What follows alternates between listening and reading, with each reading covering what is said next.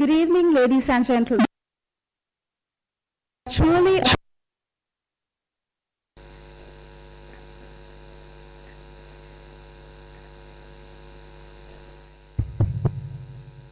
sorry for the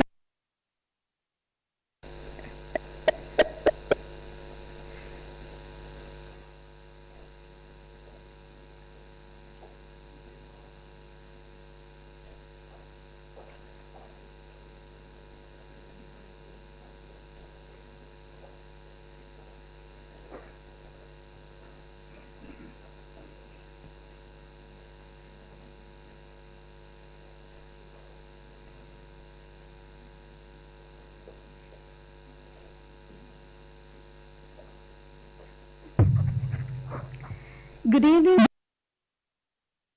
honored discussion. Sustainable and resilient future. This event is the concluding highlight of the International Conference on Humanities and Social Sciences 2024, organized by the Faculty of Arts, University of Colombo. This session is significant as we gather to discuss the vital issues surrounding sustainability and resilience in several aspects. So, before we start the panel, I would now like to invite our panelists and the moderator to the head table.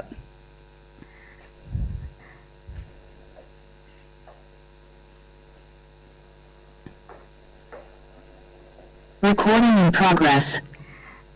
So, as the panelists today, we will Professor Rangika Halwathura, Professor Vesna Peslongchek, Mr. Pradeep Saputantri, and as the moderator, we will be having Professor Iresha Lakshman in the head table. Before we begin the panel discussion, it is my pleasure to invite Dr. Anand Karunaratne, co-chair of the International Conference on Humanities and Social Sciences 2024, and proceed the session forward. Over to you, sir.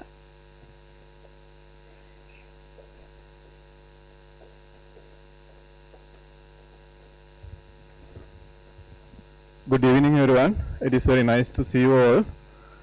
Professor Iresha Lakshman. Professor Iresha Lakshman is a distinguished academic and the head of the Department of Sociology at the University of Colombo, Sri Lanka.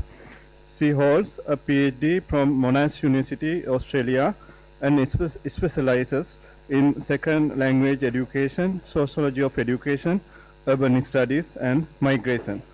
Her interdisciplinary research addresses critical social issues, including inequality, mobility, and educational access. Professor Lakshman's scholarly work is widely published in reputed academic journals.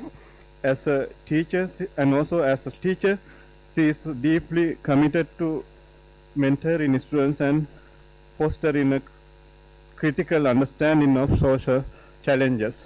Madam, the floor is now yours.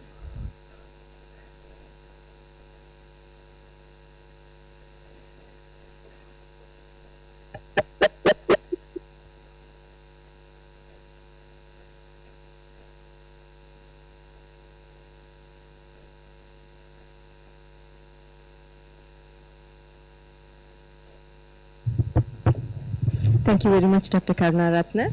Good afternoon to all of you. It is my pleasure to welcome you to this panel discussion on sustainable and resilient futures, an integral part of the IConArts 2024 conference. Resilient futures are built on sustainability, the concept rooted in restoring as much as we consume to maintain a balance that supports the well-being of all.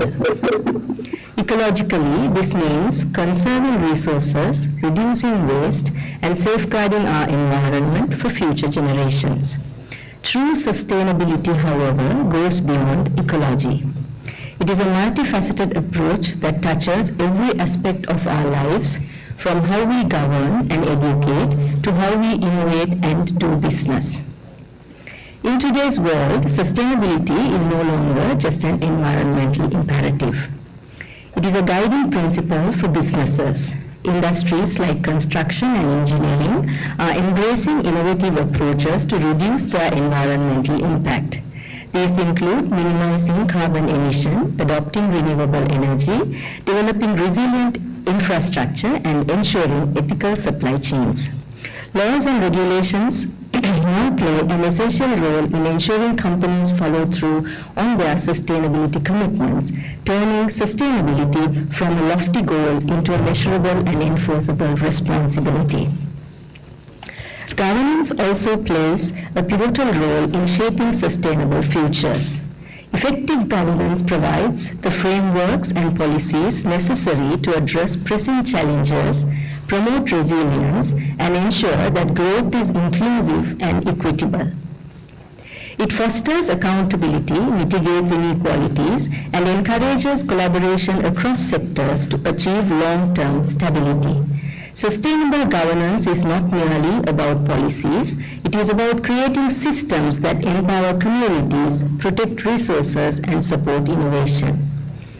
Education is another cornerstone of sustainability. By integrating sustainability into learning, schools and universities cultivate awareness, responsibility, and critical thinking.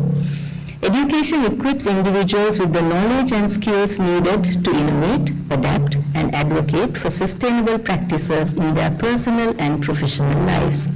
It is through education that we nurture future leaders who will champion inclusivity and resilience.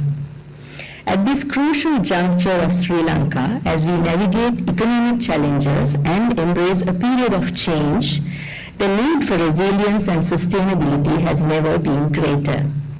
This discussion will explore how innovation, governance, and collaboration can transform industries, influence policy, and empower individuals to contribute to a sustainable future. I'm excited to hear from our distinguished panelists who bring a wealth of knowledge and diverse perspectives. Their insights will help us reflect on how to tackle the challenges of our time and envision a future that is both resilient and sustainable. So let me first of all introduce our distinguished panelists, starting with, on my left hand, Professor Rangika Halwatura, a renowned academic at the University of Moratuwa, specializing in sustainable construction and environmental engineering. Graduating with first-class honors in engineering, he completed his doctoral studies in structural and building services engineering in 2008. His key research areas include sustainable design, sustainable materials, construction management, thermal and sound insulation, and green technology. Professor Halwatura's professional expertise spans construction management, structural design, project planning, forensic engineering, and the development of eco-friendly technologies, bridging academic research with practical applications.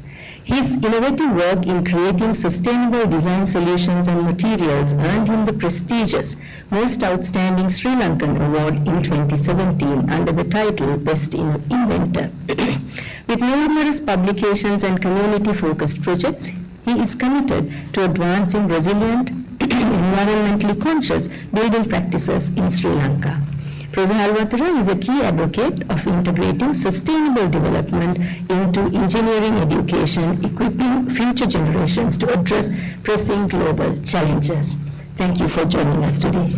Moving on, we have Professor Vesna Poslonesek-Petric. Yes. But I'm going to call her Professor Vesna from now onwards. Professor Vesna is a leading expert in cartography and geoinformation, currently heading the Institute of Cartography and Photogrammetry at the Faculty of Geodesy, University of Zagreb. She earned her degree in cartography in 1993 and completed her PhD in cartography and National Spatial Data Infrastructure in 2010, both at the University of Zagreb.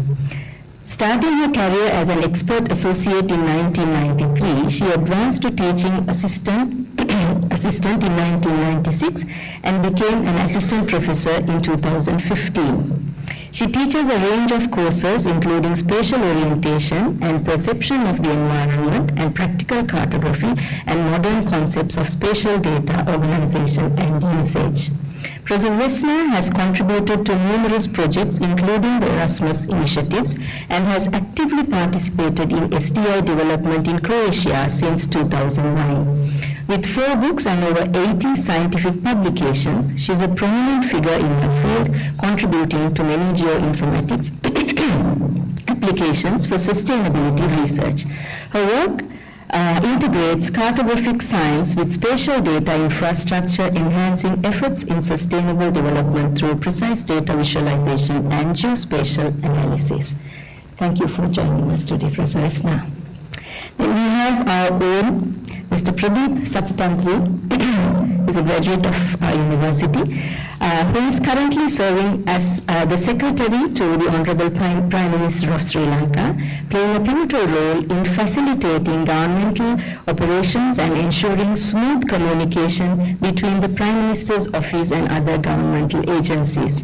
With an extensive background in public administration and governance, Mr. Saputantri brings a wealth of experience and strategic insight to his role, managing complex policy implementations and assisting in the development of initiatives to drive national growth.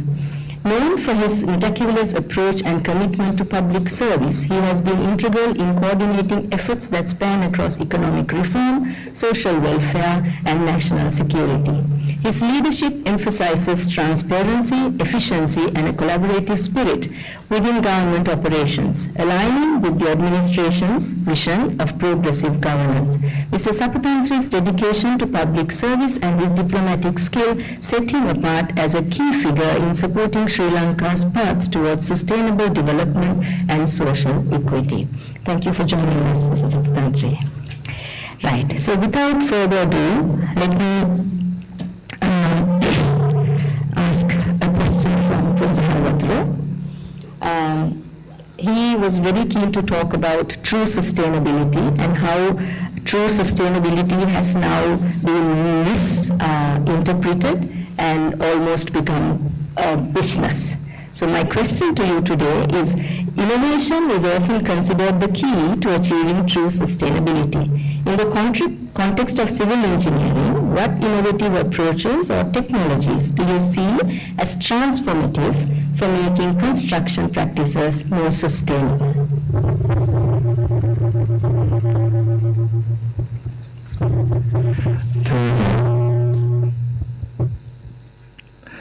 Thank you.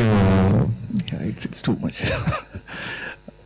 You really want me to use the mic? Okay, thank you.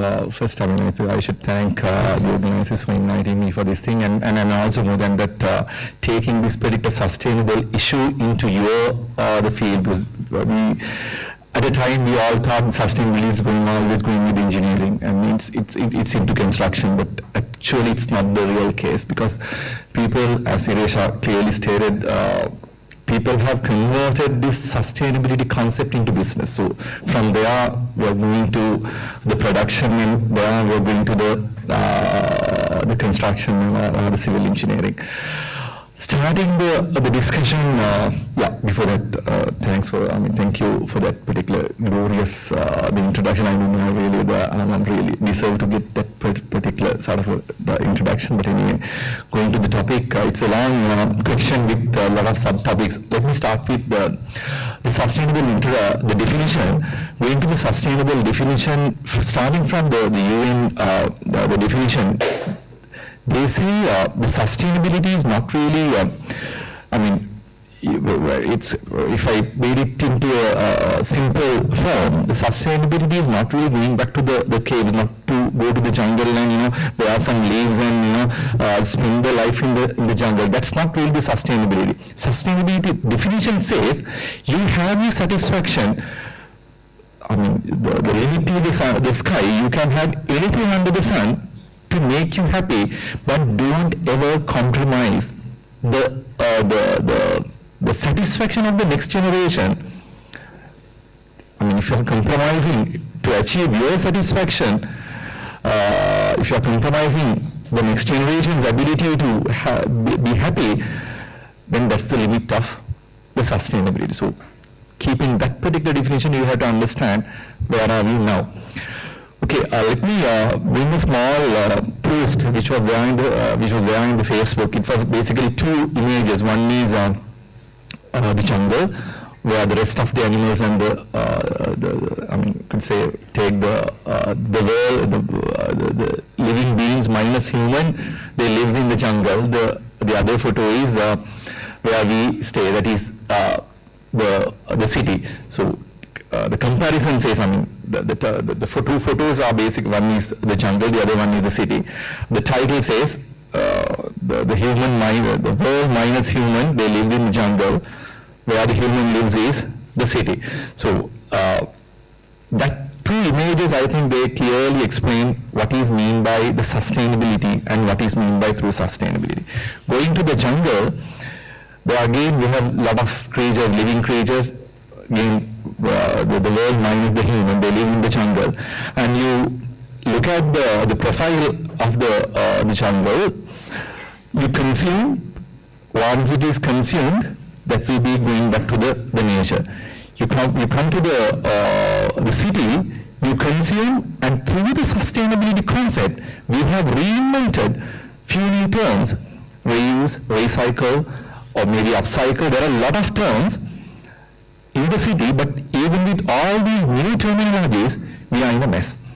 So that's why I told you on the sustainability and through sustainability. Sustainability is not really to reuse, recycle and upcycle. Those are concept, or rather develop concept to counter the issue. Sustainability is use it and give that back to the nature.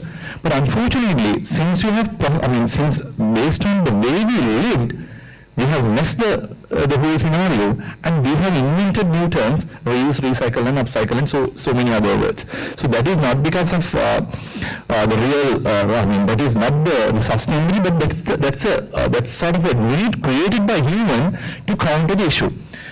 So going to the sustainability story, so if we can use and given, after we use, if you can give that back to the nature, so there's nothing called reuse, upcycle, reduce. All these new terminologies are not there.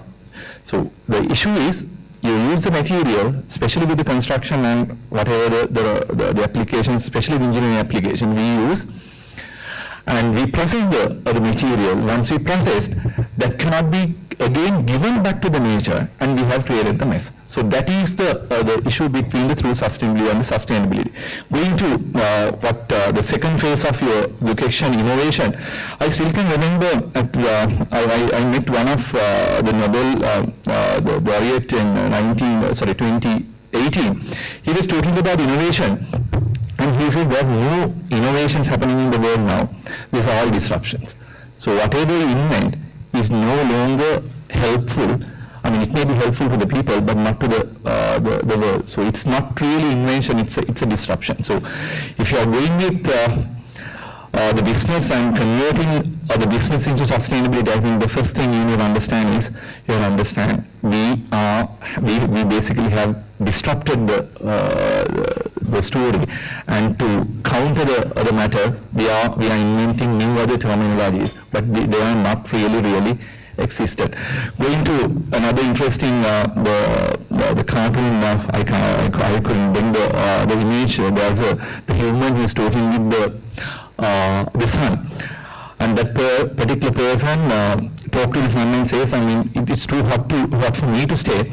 He is asking the sun, please go to your settings, go to your display, go to like your mobile phone, go to the settings in the brightness, and reduce the brightness level. It's really hard for me to live. And the sun replies saying, I'm sorry, I haven't done any changes, any simple changes throughout millions of years. It's you who have done the changes. Please reduce the number of the concrete jungles, you reduce the number of, or rather increase the number of trees. It's not a matter of the changes, it's a matter of the mood. Now the sun says, if you really want to feel the difference, now you need to change your mood. Now you are in the auto mode. If you really wish to understand the whole scenario from the auto mode, shift to the human mode. So that's where the issue is. I mean, it's not about the business, it's not about innovation, but if you really wish to understand what is sustainability, you need to change the mode now from the auto mode to the human mode. So that is where the sustainability lags. Once you understand that, you are no longer a human because the machine is now learning from you, whereas you are just, trapped with the technology. It's not really, you are using the technology is using you, and finally you have converted to the machine, and machine is now learning, and you are following the machine. So it's high time for you to understand the story. If you really wish to be innovative and inventive, the invention and innovation is two different terminologies, but still if you really want to be inventive, and if you are moving to a sustainable innovation through the economy, through the society, through whatever the terminology you take, you need to really shift from the auto mode to the human mode. So that's my the initial comment. So I think we'll be able to continue the discussion afterwards. Thank you. Thank you, Ms. Mitra. We'll have a Q&A session at the end, and I will also have some takeaway points to summarize. Next, we have Professor Vesna to make her presentation on the title, Building a Sustainable and Resilient Society Through Education. She has got a presentation here. You want to move to the podium? Yeah?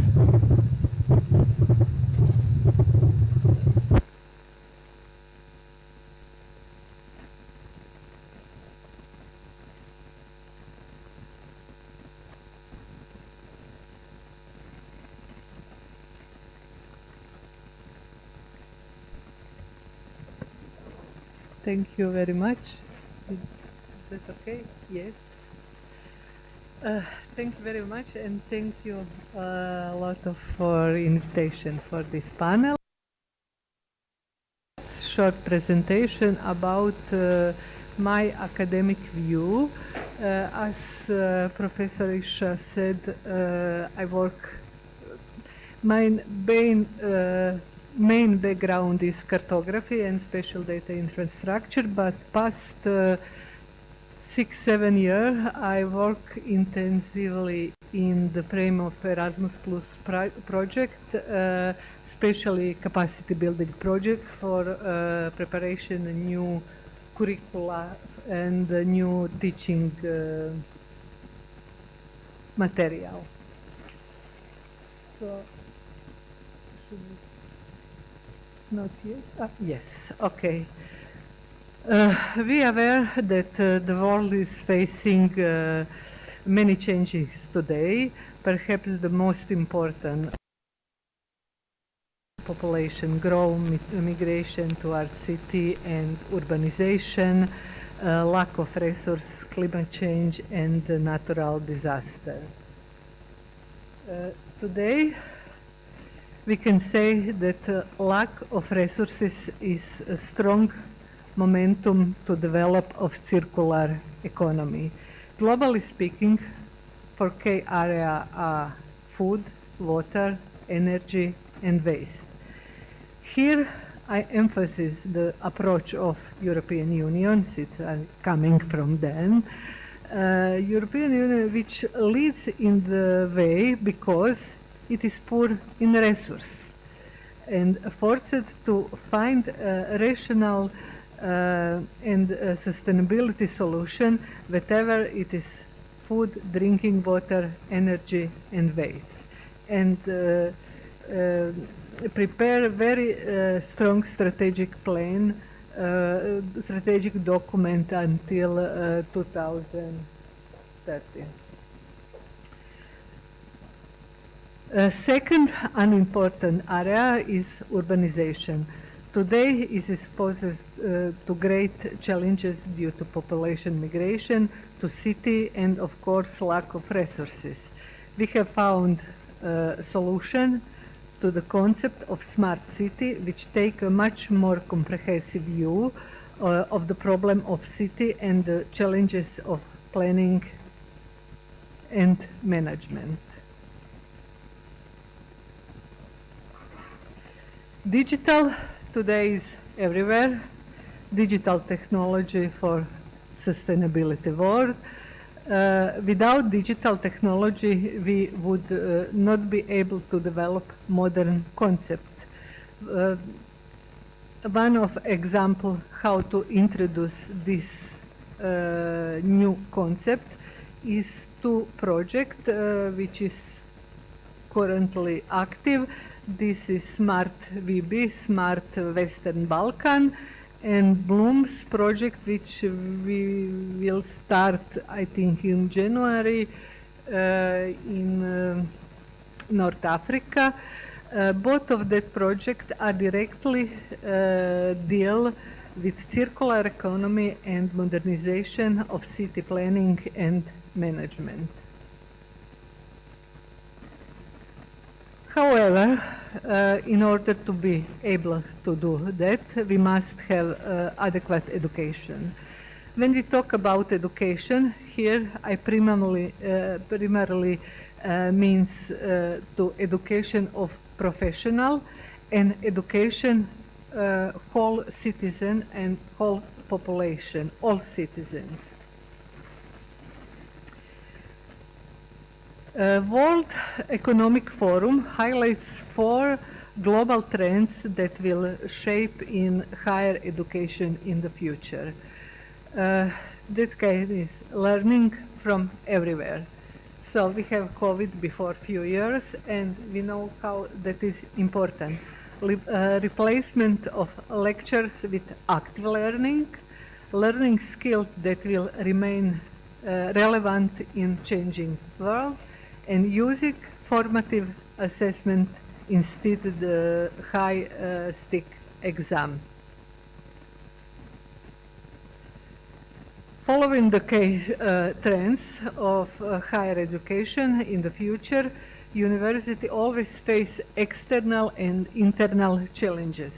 These challenges can be narrowed down to the following: exceptional dynamization of labor market, transformation of education into key driver of economic growth, rapid emergency and development of new educational technology that must be quickly adopted in professional education, importance of development of university management, mobility of students and staff, and so on. When we start work with this, we work in the frame of Erasmus Plus project. First, Erasmus Plus was created as student exchange program, and now it's grown into program for all generation.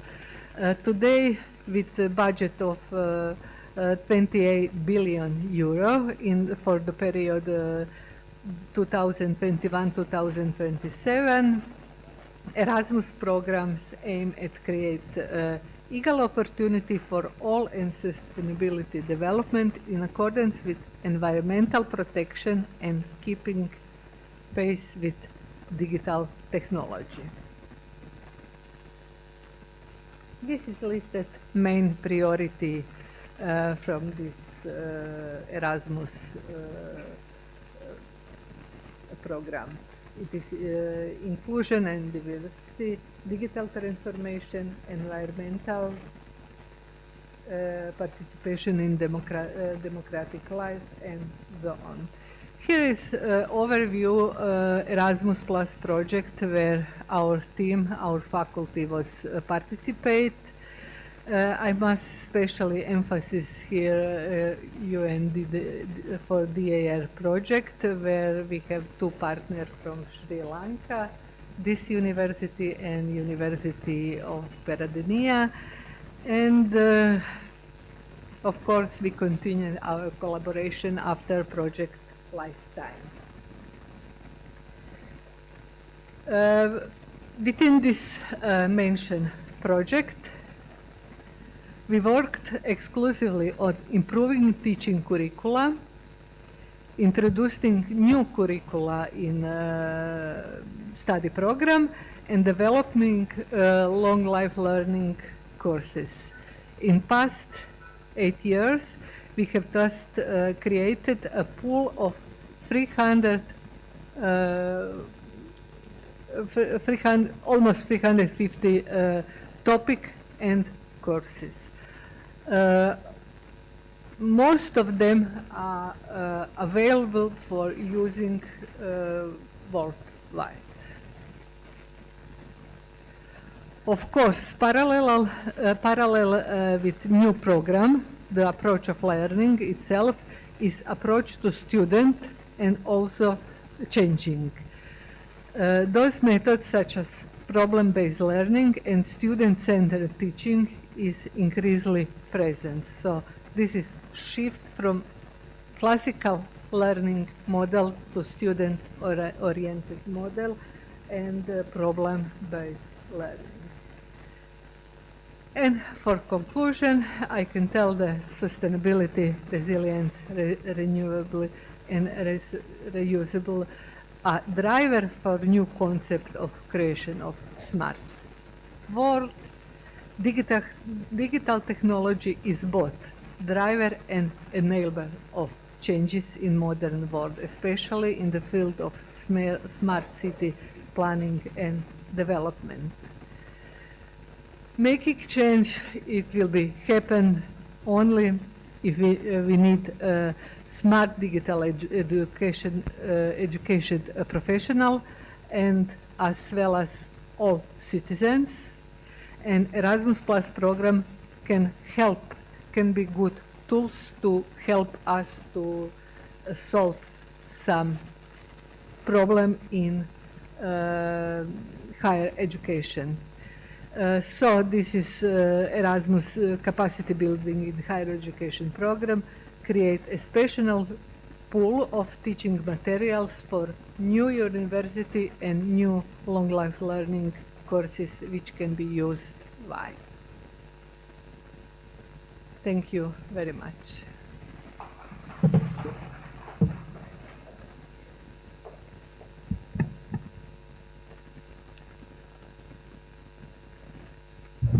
Thank you, Professor Visna.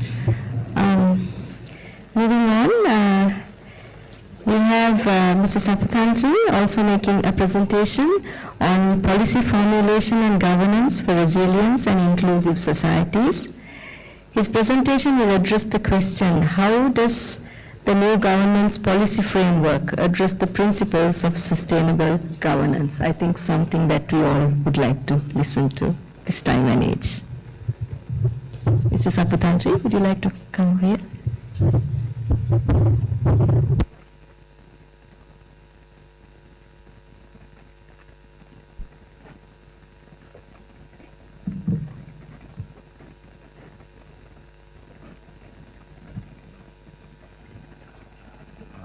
Good afternoon, you all. Professor Iresha, Professor Vesna, and Professor Rangika, and all the other academics and participants of this conference. I think my topic is policy formulation and governance for resilience and inclusive societies. I think today is a historic day for this particular subject because the new government, 10th Parliament of Sri Lanka started, and the President gave his first maiden speech with the government framework on government framework policy. Therefore, it entirely covers the governance issues which we faced during the past decades, and it was the main reason for this change. Therefore, that is why I mentioned that this is a historic moment of this subject, speaking on this subject. Yeah, I think you all know the governance is the basic foundation for any successful government, which ensures the government perform their functions effectively. These are the core principles of governance: effectiveness, accountability, and inclusiveness. First principle is effectiveness. Then how that impact on our lives as citizens. First and foremost, governance must be effective. This means that public institutions should be competent for formulating policies, because government is elected for representing the people of that particular country. Therefore, government must be competent for formulating the policies for that particular country. Therefore, it has to be formulated to achieve the objectives of the people, entire society. And effectiveness must be coupled with accountability. Those are the issues which we face recently. Therefore, effectiveness and accountability, lack of accountability is an issue in governance process. Therefore, governments must be transparent in all its processes, and honest. Therefore, integrity must be there, and transparency. It also should include the independent oversight. Subject to that, all the policies need to be independent. That ensures the power is not abused. That is the main principle of governance. And inclusivity and equity. This is also one of the main principles of sustainability. Leaving no one behind principle is one of the main principles. This has to be taken into consideration for formulating policies in any government. That ensures everyone has a voice and opportunity to participate in decision-making process. Once we elect a government, but we should be able to participate in policy formulation processes, because policies must be updated. Therefore, policy formulation processes must be inclusive and participatory. And other thing is that has to be addressed, the intergenerational equity.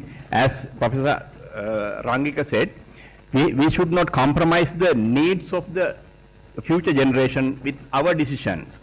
Therefore, whatever the decisions we are taking at this moment should not be affect to the future generations' needs, future generations' aspirations and their choices.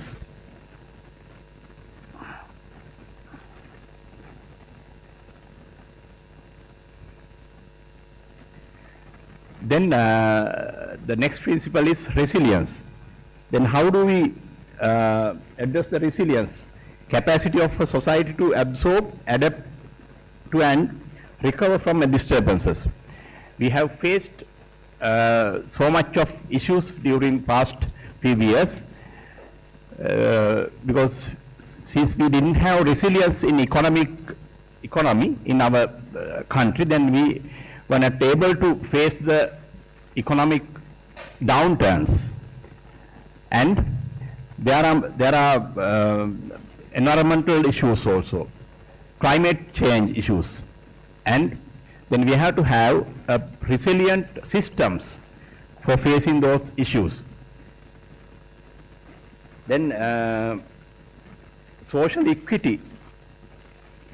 The social equity and inclusivity. This is also must be addressed in policy making processes, because fair distribution of resources and its benefits has to be ensured by the government. And as well as equal opportunities and representation. This is also needed because these are main fundamental principles. Therefore, fair distribution, resource distribution is very much unequal. That is why some there's a issue. We have an issue of poverty and so much of other issues due to this social equity and inclusivity issues. And governance. Then we have institutions. There are number of institutions set up under any government.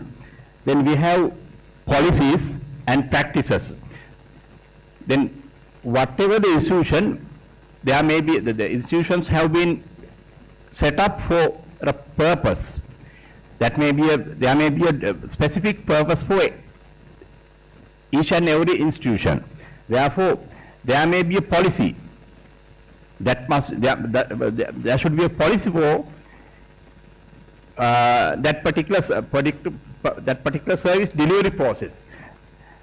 Then practices also need to be considered, and this is all these things need to be considered for the policy formulation processes.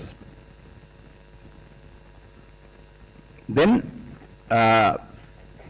we have to understand there are traditional policy making systems and modern policy making systems. Then this has to be evolving landscapes of policy making.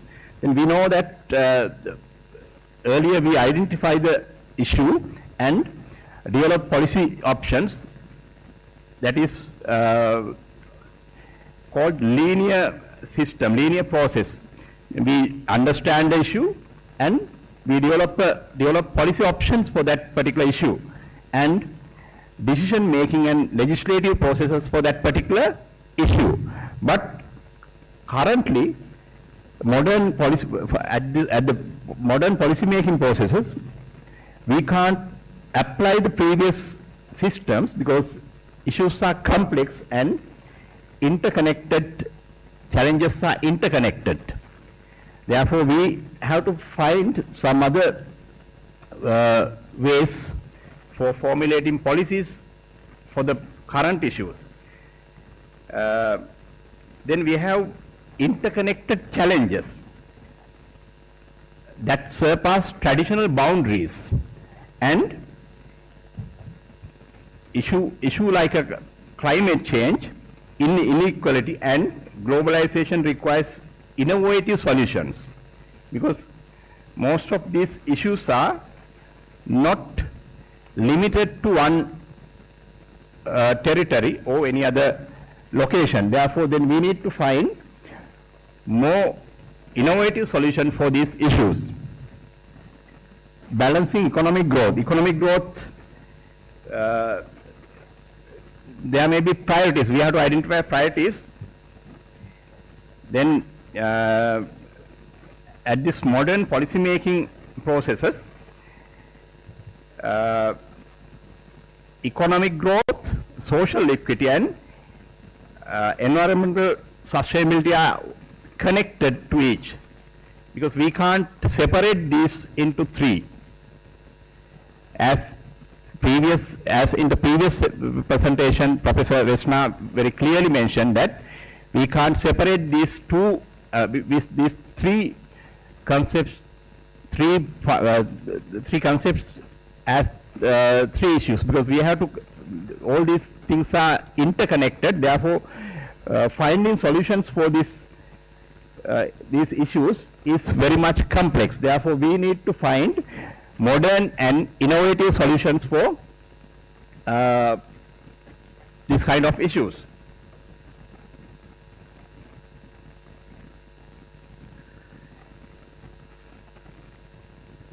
Then if you take the policy formulation process, we need to consider the data. This has to be data-driven approach.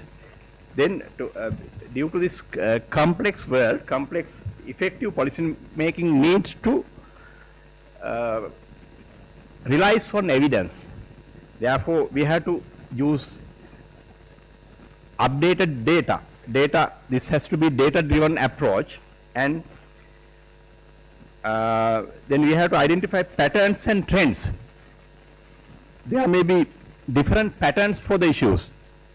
Then in policy formulation process, we have to identify the patterns and trends of the issues and interdependencies.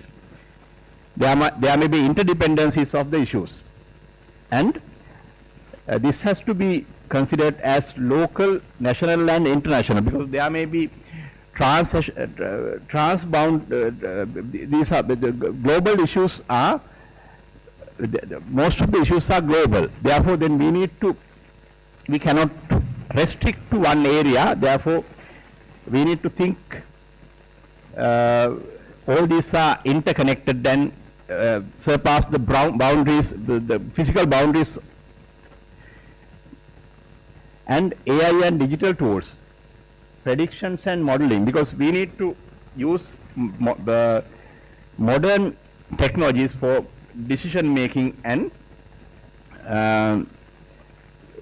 related processes. Predictions and modeling, these things need to be considered for current modern policy making processes.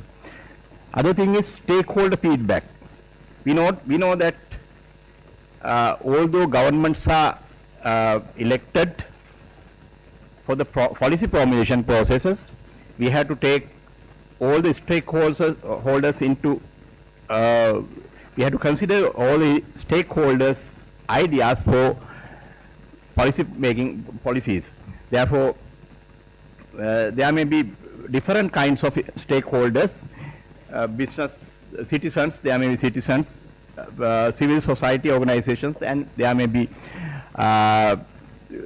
global organizations and transnational organizations also. Then policy initiatives for sustainable cities. These are the policies which we have to taken into consideration. Policy initiative for sustainable cities, interconnected with clean and efficient use of energy, access to decent employment, industrial innovation, clean water and capable institutions. All these are interconnected, and we need to based on evidences and data, as well as modern tools need to be used for taking decisions on these global issues.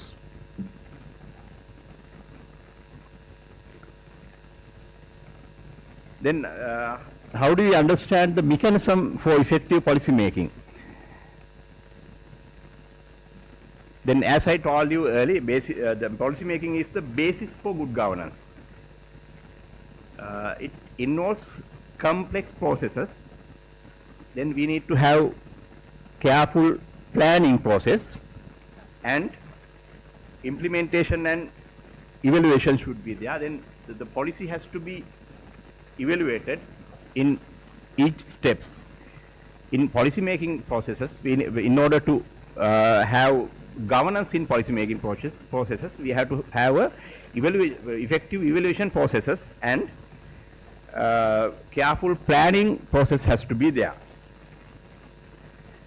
Then whole of government collaboration, whole of government approach has to be there in policy making process, because there may be a number of institutions, ministries, departments, state institutions, provincial councils and local government institutes which impact on these policies. Therefore, we need to take their ideas and their contributions for policy making. And other thing is multi-stakeholder coordination, as I earlier mentioned.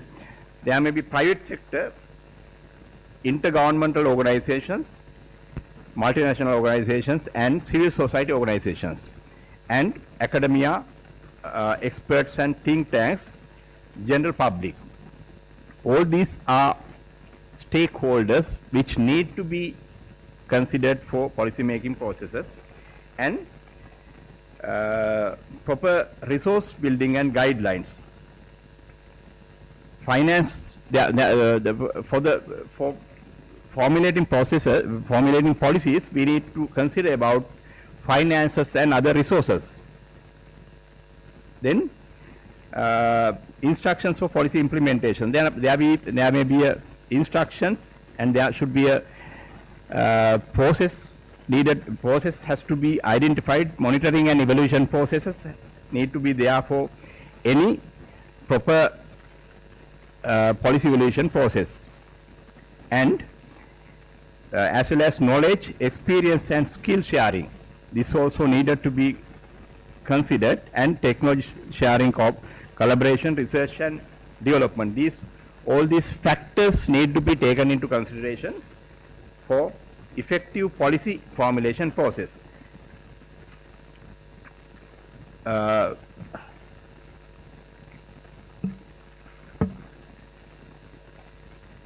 These are the few things which I have identified, for this governance, policy evaluation, policy formulation and governance, which for resilient and inclusive societies. And all these principles, as I mentioned earlier, all these principles should be taken into consideration for effective governance system and policy formulation system. Thank you very much.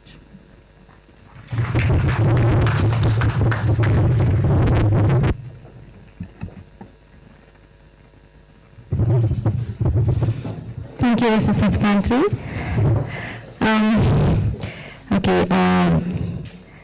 We had some very interesting presentations. Let me try to sort of summarize everything that was said. Professor Halvatru got me very worried when he said innovation is now disruption.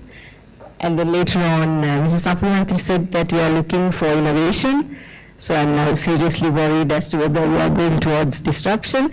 Well, I hope not, because actually what Professor Halvatru did is demystify the concept of sustainability and sort of take out all some of the disbeliefs that we have about sustainability out of the concept. And what he said about moving into the human mode from auto mode is also another good point for us to keep in mind. And Professor Westner's presentation had a lot of important features. I think all of us are trying to move towards these digital innovations in our teaching and classroom, but there's a lot of other things that need to come, like the actual technology, then the training, then capacity building. All of that needs to come into place. And yeah, hopefully one day we'll also be good at that. Well, she brought into the picture things that we've been talking about for a very long time, like problem-based learning, MOOCs, student-centered learning, and then the use of formative assessments in place of the heavy exams that we have. These are things that in a time of, ChatGPT, these are things that we are currently considering seriously in the faculty. So, and then Mr. Saptantri had, in his first slide, he presented the three main pillars, I would say, of effective governance, and he presented throughout how, different aspects of sustainability or governance rather would have cross cross-cutting concerns, and he did say we need to find innovative solutions. And in his last slide, where he was talking about mechanism of effective policy making, he had a point on capacity building, and that takes us back to education.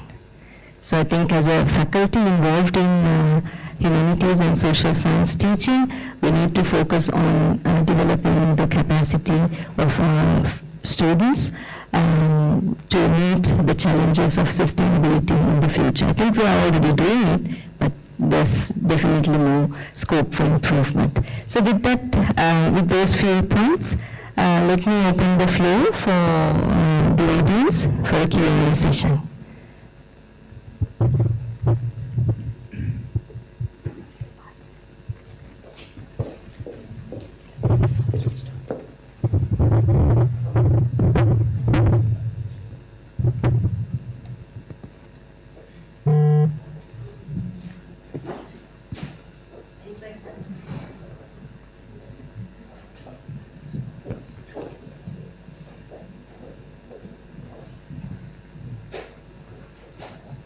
Since the audience is silent, so I thought of breaking the silence. And this is not exactly a question, but for a clarification, Mr. Sabutantri, since you are holding a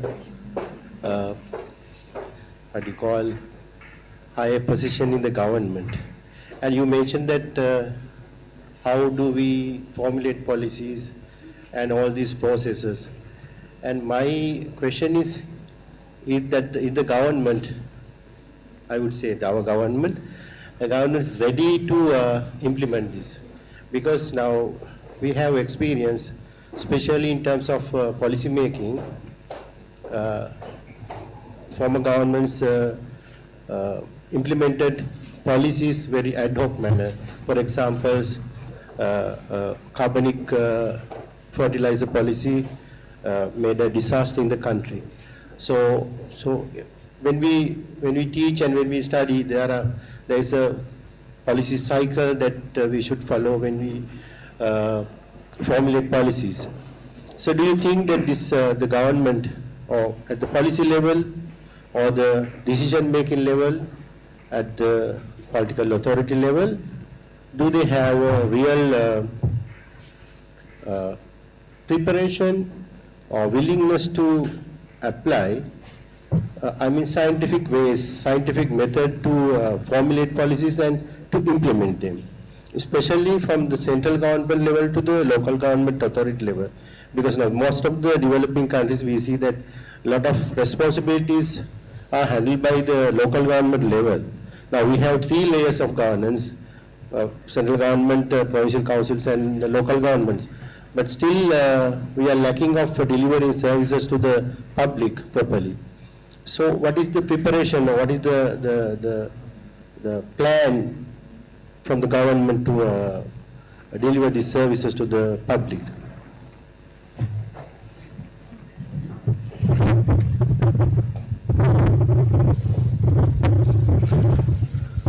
Thank you for the question. I think for whatever the things related to policy, the leadership matters a lot. If you have watched, I think you might have not watched the maiden speech of President, which he delivered at the Parliament, at the starting of the Parliament today, and he mentioned several points, then which very much related, which very much connected to the governance and policy making processes. First one is not allowing to religious and communal extremes hereafter.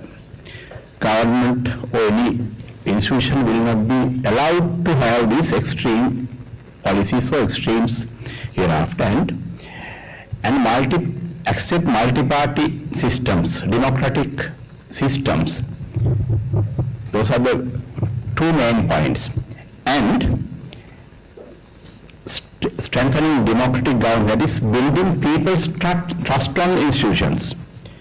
When we have built institutions, we have institutions for representing the government's needs, representing the people's, the public needs. There's a particular purpose of establishing that particular institute. Then there should be a policy for that. Because since we didn't have policies for specific, but even we don't have a education policy. Now then, if we have the Ministry of Education, if we get the Minister of Education, then responsibility of that minister is to have that policy. Then we have gone so far without effective policies. That's why I told you that the leadership matters. Then there are some other things he raised at his main speech. The first one is building trust on institutions. That is first for the Parliament. There was no any trust on Parliament and parliamentarians. That has to be built up from the beginning. That is one of his idea. Then empower public service.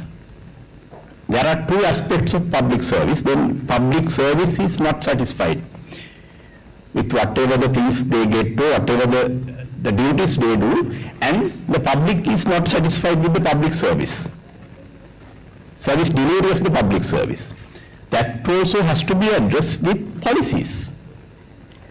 If there is if there are policies for that institutions, then the people's aspirations will be met with that policies and the things what they are doing with those, and ensuring rule of law. That is the third principle, the third point he mentioned. Then ensuring rule of law also impact on all the policies. If we get the policies, we can't implement those policies without having effective rule of law system and ensuring the independent legislative system. That is the other thing. And those are the three main things he addressed at his main speech. I think I have answered your question. Yeah. Those policies, more or less, where they are actually in the country. For example, rule of law, basic principles of rule of law is there, at least procedurally. So we have to think about the substantially how we impose those policies. And my concern is, who will be accountable for delivering these services? Is it only for the political authority, or as you represent in the government public service, administrative service and the officials? So what is the accountability or the responsibility of officials?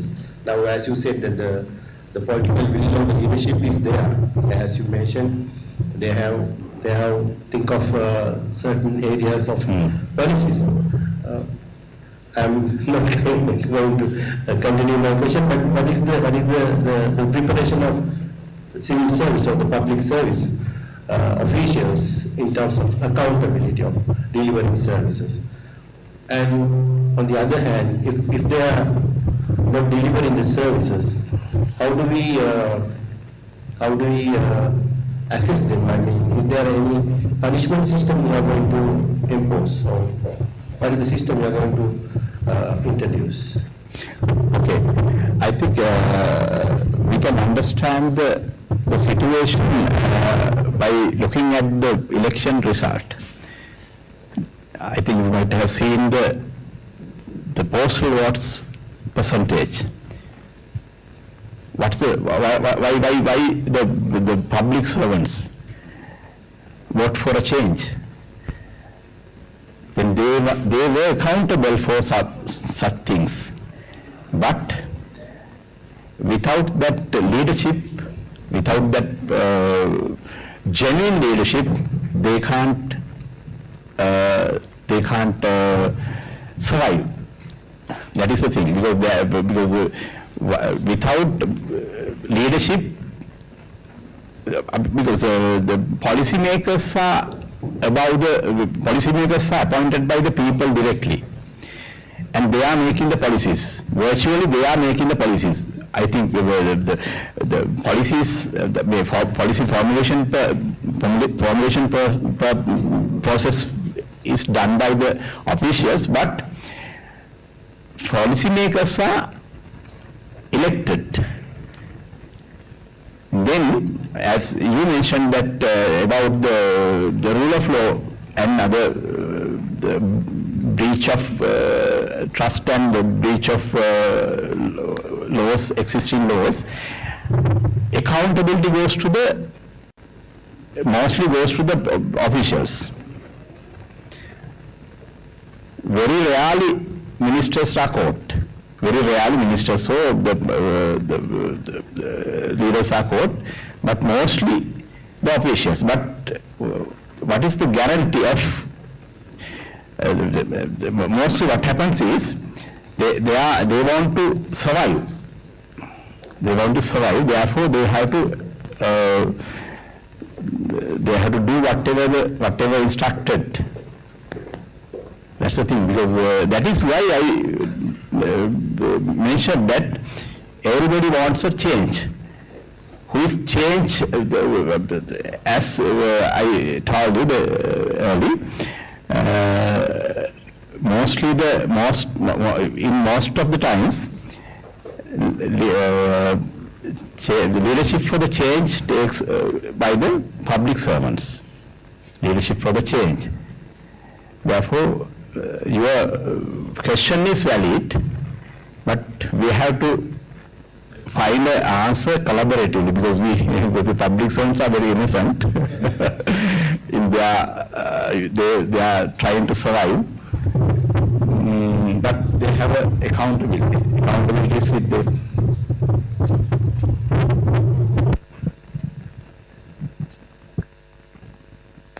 Related to me, and it's moving to the politics, but just to add, well, I mean, I think for the Manish question is who's responsible, and the responsibility is the masses. It's us, right? I mean, it's the citizens. If we are asking for a corrupt nation, so the politicians has no other option, they will give the corrupt.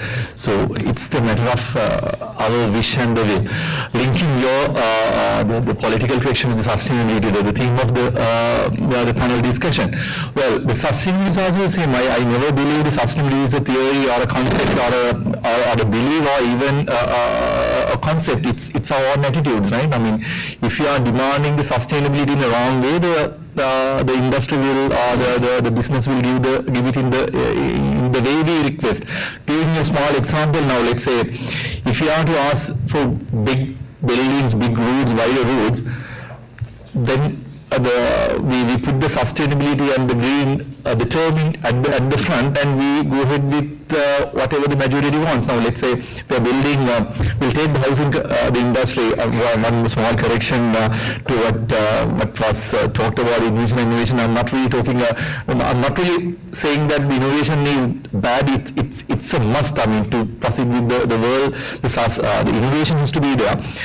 Well, but unfortunately, now the latest innovation is disruptive innovation. Again, for us to use the way we want, we have put another term called disruptive, taking the sustaining innovation. Now we have put the disruptive innovation. Okay, let me take a small example from the housing industry. We are building green structures and sustainable the structures, multi-story apartments.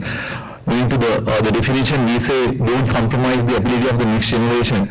Now, we build structures which are lasting 500,000 years, and we ask the next generation, not a single generation, maybe 10, 20 generations ahead, look, we have built, you should come and stay there. So it's not like, we are not really depriving their thinking, but we are depriving the whole satisfaction concept. Again, another small example about the sustainability. You take the state-of-the-art building which we all love to live today. The facial detection, or let's say you go to the door will be open based on your the thumbprint or the facial recognition, and you compare the same with a old house with these, the paddy leaves. We go to the village. You have this Dutch and Kapinati Geval. You have seen that. So if you compare the lives of these two, the families who lived in these houses, the first house, this luxurious house, they have all the state-of-the-art technology. We say innovation, everything is inbuilt. But and they work till 2 a.m. in the morning. To have a 2-hour, 3-hour sleep, they will have a half a tablet of sleeping, right? But whereas the same, you go to the house, that poor, very poor house, you go there, that family, not only the parents, even the kids now, they get a periton or a half a tablet of sleeping tablet, half of a sleeping tablet to have a 2-hour the sleep in that sophisticated, sustainable, green, you call whatever, it's there in that particular house. You go to the village house where the poor, very poor house, they, while the snakes are sliding through the roof, but still from 8 p.m. to maybe 7, 6 a.m. in the morning, they have a happy sleep. But they are not satisfied their life because we have set the benchmark. Look, come on, that is the house we look for, and you should go for it. And that is what I'm telling. We need to change our attitudes. Then only we can bring the sustainable and the innovation and whatever the resilience factors can be dating if we can change the attitudes of the people. Thank you very much.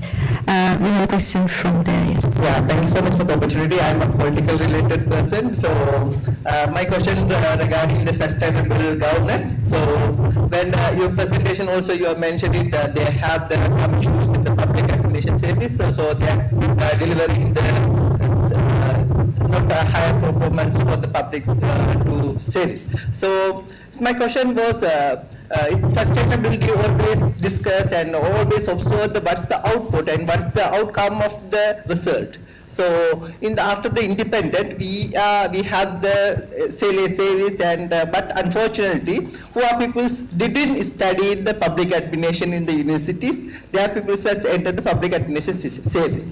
It was most of that questions, the SLA's exam systems have an opportunity to for the who are people just related with the science and maths stream. So that is the way they are people just enter the SLAs.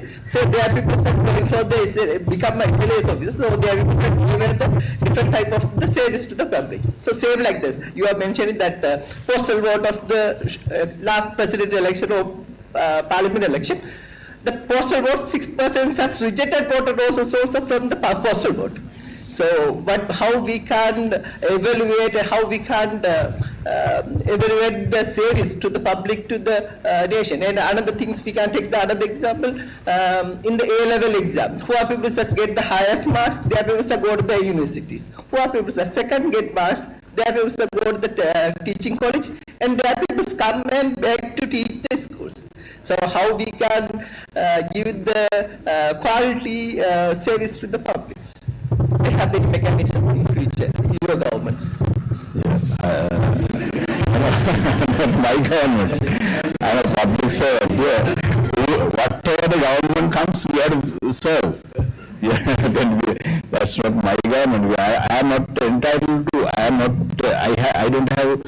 I have no right to do politics, even talk politics. Because we have to be independent for taking decision. But I have one example for the first part of your question. I think there was within a conference or whatever, then we met a professor from University of Sri Arunapura who teaches for the special degree of public administration. There's a degree, no, I think here you don't have public administration special degree, no? But there's a specialized degree for public administration. Then what I raised a question from the professor. We haven't seen any student who comes for the training in Ministry of Public Administration or any other public institutions. Then why I asked from that professor, why you are not sending your public administration students to the public institutions? You know what was the answer? most of them are asking for going to the private sector institutions. They don't get, although they are getting a degree of public administration, special degree, they have not taken any training or any internship training in public institutions. They have asked for, the 100% they are asking for trained in the private sector. That is one thing. The other thing is also the examination. Examination covers the competitive examination covers not only the public administration, that has to cover all the areas. Whoever comes to the public service, should he limit to public administration knowledge? I think no. He should. No. I think, but I think that's what's others' idea about that, because whatever the competitive examination covers the whole the number of subjects, maybe policy, maybe political science, maybe economics, science, international affairs. Then the person who comes to the public service for policy making process, to get involved with policy making process and other things, he should know about everything, not only one subject. That is why, because I think you may be get involved with paper setting, no? In most of I think those papers are set by the academics and professionals for the recruitment exams, because I think they who decides what should be measured, not by the public servant or any other Ministry of Public Administration. There may be a principle of making questions, no, I don't know.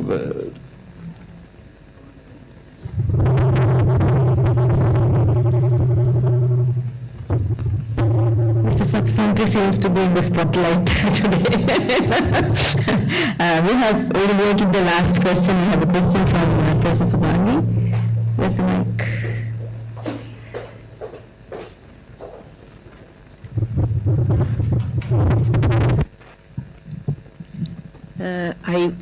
My question is to Professor Halatra and also to Professor Vesna. Maybe because now at the beginning of your presentation you said that you considered for a long time, not anymore, but sustainability is an engineering issue. But from the beginning of the discussion of sustainability, we have been considering it as a socio-economic issue. Right? So, because the physical development or innovation, whatever you call it, finally boil down to the people, the social life of the people, economic life of the people, even cultural life of the people. So, it is very difficult in today's world, except in maybe in religious terms. If you take Buddhism, for example, we are expected to live to a very, that moderate living is prescribed in religions, moderate living. I mean, even the priests are not living in having a moderate life today, but that's a different story. But education may be one of the ways to teach people to be satisfied within a limit.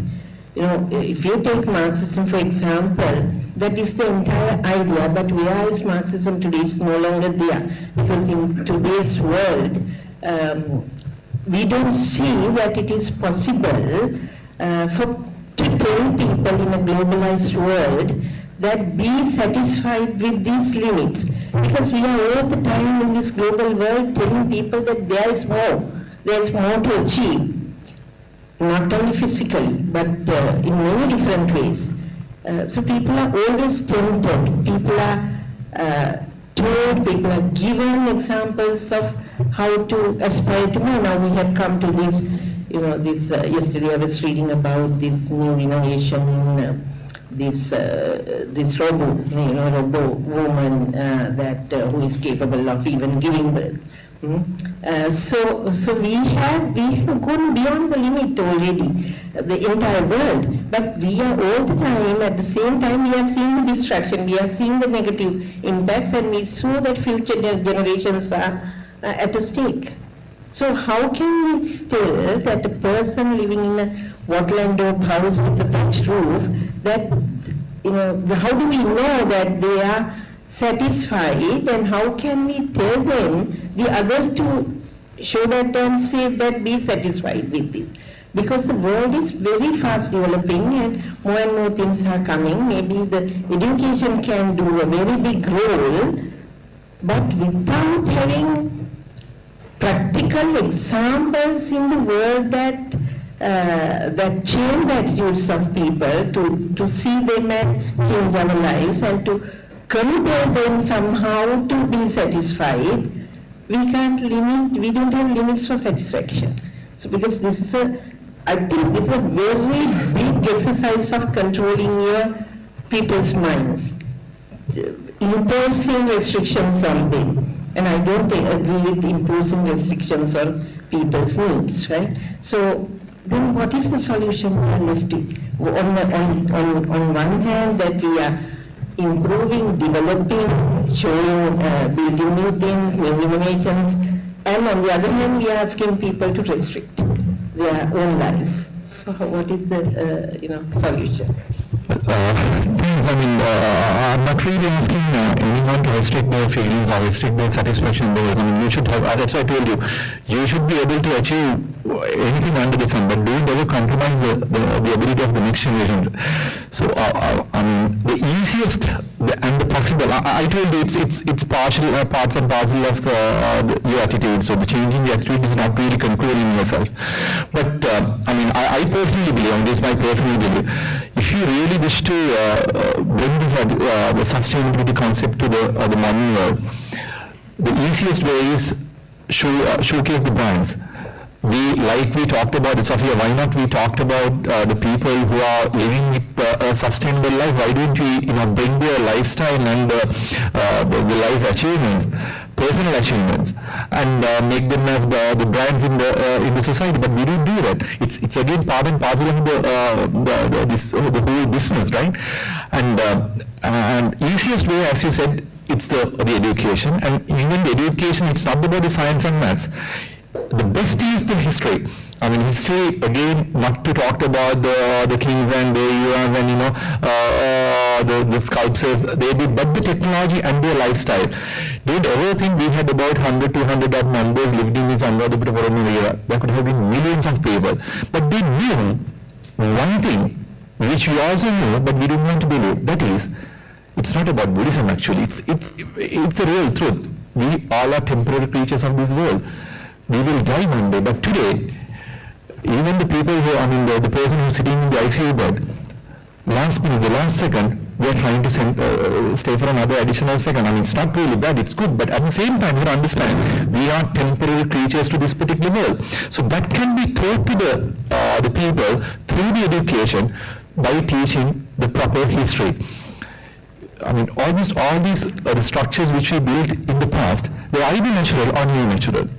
But today, that's why I told you, reuse, recycle, and this upcycle, all these concepts, we created them with the modern technology, right? But also we had innovation, we had inventions. You go everywhere, from Anuradhapura to Kandy, even to the Colombo.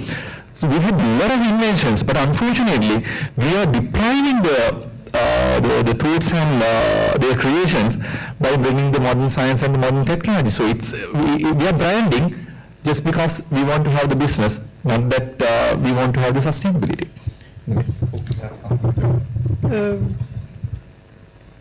No, I absolutely. Yes, I agree with a colleague. Also, when you ask about how to educate today's generation, and maybe this is not only a task about higher education. This is something that is primary and maybe in family education. We start to be a lot of consuming society, especially in Europe. Sorry, I say everything. So maybe education in all levels is very, very important for this. Thank you very much to the panelists for responding to the questions. And I think we'll close the session now because we were supposed to finish at 5:15, but we've started late, so I kept on going. Thank you so much for joining, and I thank the organizers for giving me the opportunity to moderate this session. Thank you once again to the panelists, and see you at tea. Thank you very much.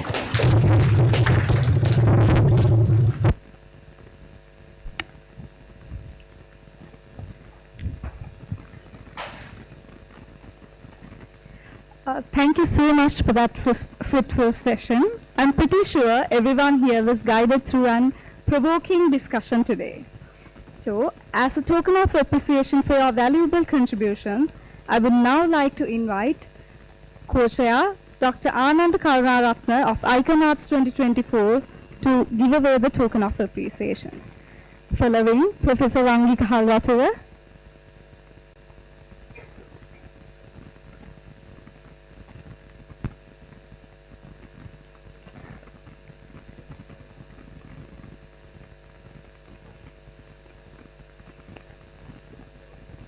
okay. So we'll wait for a moment because the Dean of the Faculty of Arts is also coming. Yeah. Thank you so much for understanding. Jagat, you want to have, yeah?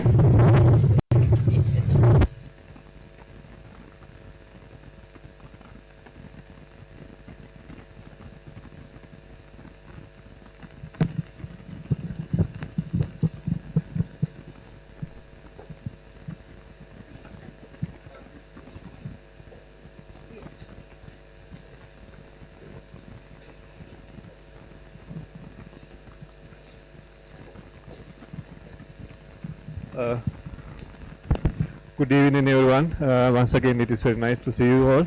Now, I'm very happy as one of co-chairs of IConArts 2024, our international conference. So now we have come to the conclusion of our event. We actually there is a secret behind our success. Actually, it is the collaborative. The power of collaborative teamwork. I think for months, for weeks, our team worked hardly to achieve this. Event successful. So now I announce the successful conclusion of the event, our international conference 2024, IConArts 2024.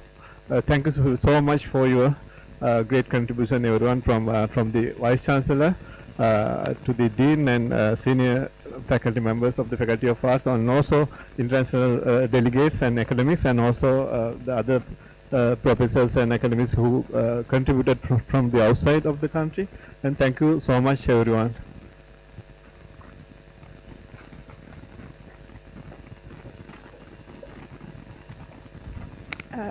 Thank you so much, Dr. Anand Karunaratne. So now we will be giving away the token of appreciation to our panelists and the moderator of the panel discussion. So I kindly invite Dean, Faculty of Arts, University of Colombo, Senior Professor Lasantha Manavadu, accompanied by Dr. Anand Karunaratne, co-chair of IConArts 2024, to give away the token of appreciation. Following, Professor Rangika Halwathura,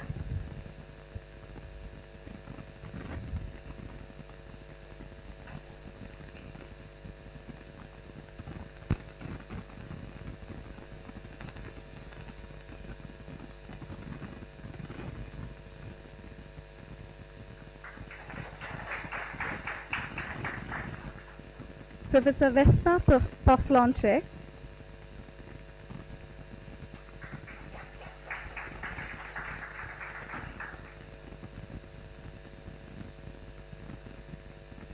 Mr. Pradeep Saputantri,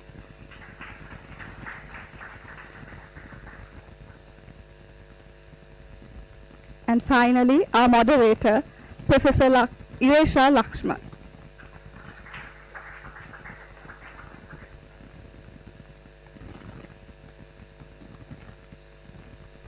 Thank you, everyone. With that, we are now moving to the closing ceremony of our IConArts 2024.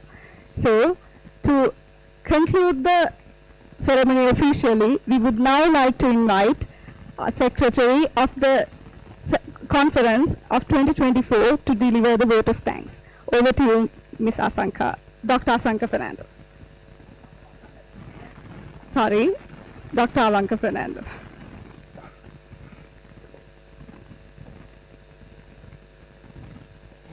I think we are all very tired after a long day of different sessions, but I'd just like to highlight what a wonderful day it has been. I think many of us here have been presenting different, I think for this conference we got 92 abstracts, and I think the people who are able to present, there were 54 speakers among them. So thank you so much for all of you who were part of this presentation, also the panel, the distinguished panel, and also thank you to particularly I'd just like to highlight the role of the digital media team who have been covering this whole event. The Colombo University Press, I think these are some of the people we missed, but Dr. Nandasara and the Colombo University Press, and up to now all the different people who have really made this event a success. The people who are here, I think, are many people who are young academics, early career academics, and I think we'd like to just close with the words to stay curious and also to keep listening to maybe ordinary people, to also really see how your research is investing in the next generation.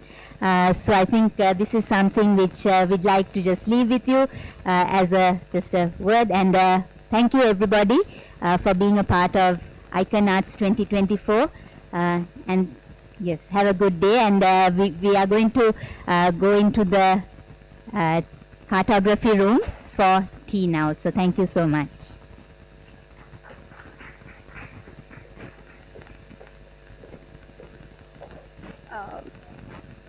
Thank you, Dr. Alanka Fernando, your kind words. And once again, I would like to thank each and every one of you for your participation, support and commitment in making the International Conference on Humanities and Social Sciences a success. So we appreciate your time, presence, and we look forward to seeing you again in future events. With that, we conclude today's ceremony. Have a good day. Thank you.